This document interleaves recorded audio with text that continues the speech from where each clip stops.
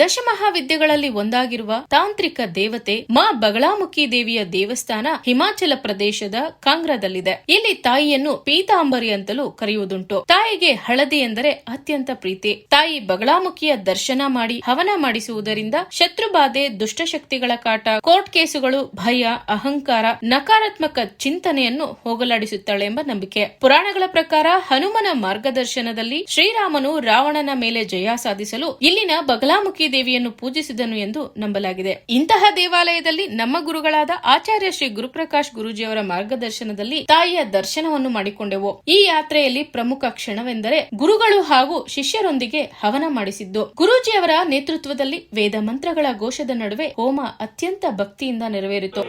ಓಂ ಸೂರ್ಯಾಯ ಮಂಗರಿಷ್ಮರಿತೋ ಮಹಜೇಷ್ಠಮಾಸಾಯ ಸ್ವಾಹಾ